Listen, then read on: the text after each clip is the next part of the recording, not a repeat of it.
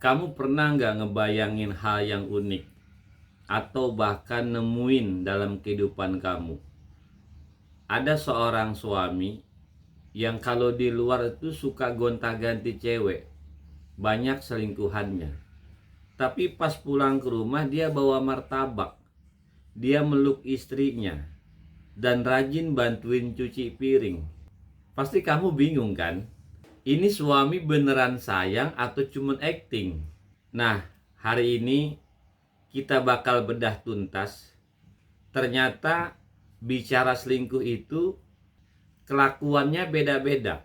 Ada yang suka gonta-ganti cewek tapi romantis sama istrinya. Ada yang selingkuh dengan satu cewek, ketika pulang ke rumah dia dingin sama istrinya. Dan ada juga yang dia selingkuh dengan satu cewek, pulang ke rumah tetap romantis dengan istrinya. Kita bongkar motif di balik kelakuan mereka lewat kacamata iceberg, stoik, dan Islam. Siapkan kopi dan teh hangatmu. Kita ngobrol santai hari ini.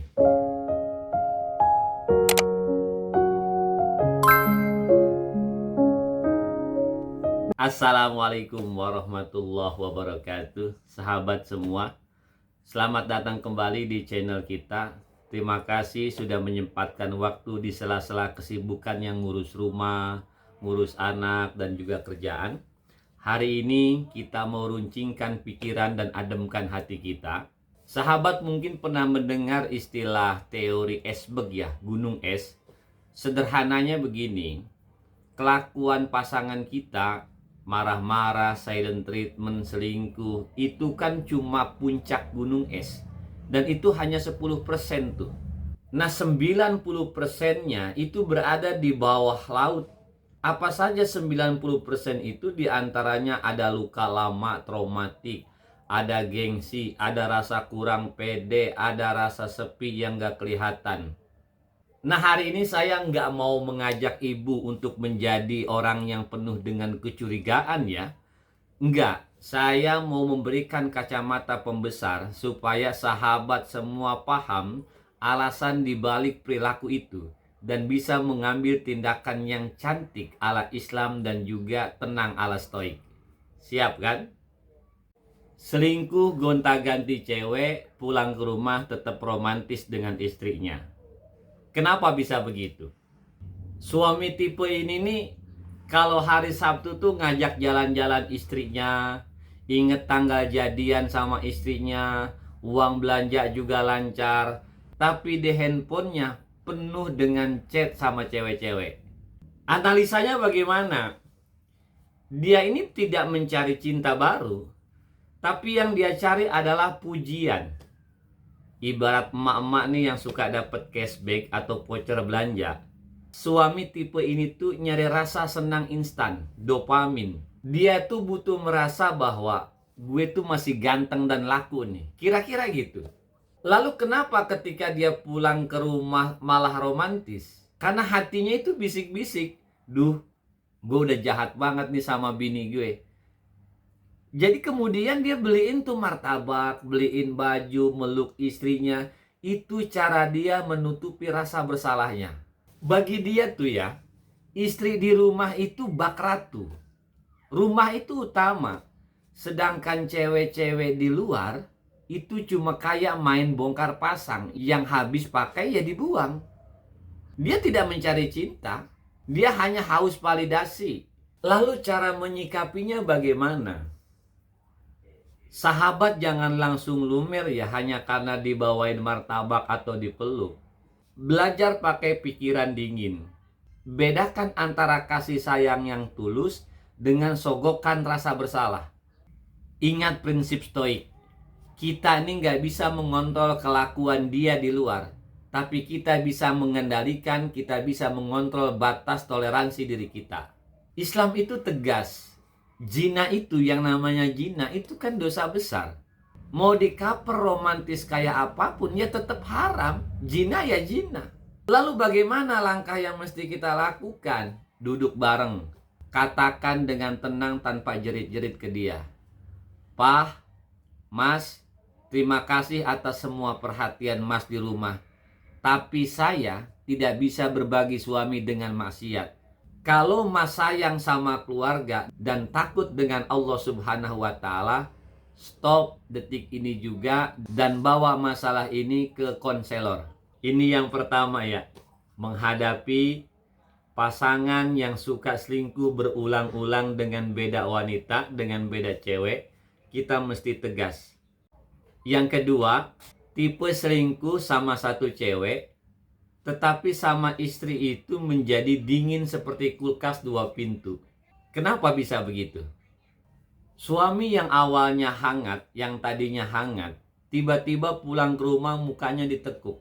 Ditanya baik-baik malah bentak-bentak. Nggak mau disentuh. Tempat tidur terasa berjarak 10 meter. Dingin, seperti salju. Nah, tipe ini selingkuhannya pakai perasaan. Hatinya tuh udah pindah ke selingkuhannya. Ibarat orang yang lagi ketagihan makan mie instan, dikasih nasi uduk, nggak bakal mau dia. Nah, supaya dia tidak merasa jadi orang jahat, otaknya itu otomatis nyari kejelekan pasangannya di rumah. Istri gua sih pakai dasar terus. Istri gua sih cemberut mulu. Istri gua sih kalau tidur ngorok. Istri gua sih ngomel mulu.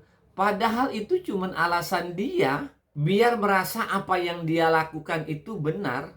Padahal itu cuman alasan doang biar dia merasa sah buat berpaling, merasa sah buat selingkuh, merasa benar telah melakukan pengkhianatan. Cuman alasan doang. Dijelek-jelekin, yang di rumah itu dijelek-jelekin. Nah, anehnya ya, banyak istri itu ketika suami dingin malah makin nangis-nangis, ngemis perhatian atau nyalahin diri sendiri. Kurang apa aku ya sama suami aku? Apa aku sudah nggak cantik? Stop ya, jangan nyalahin diri kamu, jangan ngemis. Ketika kamu nyalahin diri kamu, ketika kamu mengemis, dia makin merasa tinggi di atas angin. Lalu cara menghadapinya bagaimana? Mundur 1 langkah, jaga harga diri. Kalau dia dingin, ibu harus tetap hangat ke diri sendiri dan anak-anak. Jangan gantungkan kebahagiaan kamu ke dia.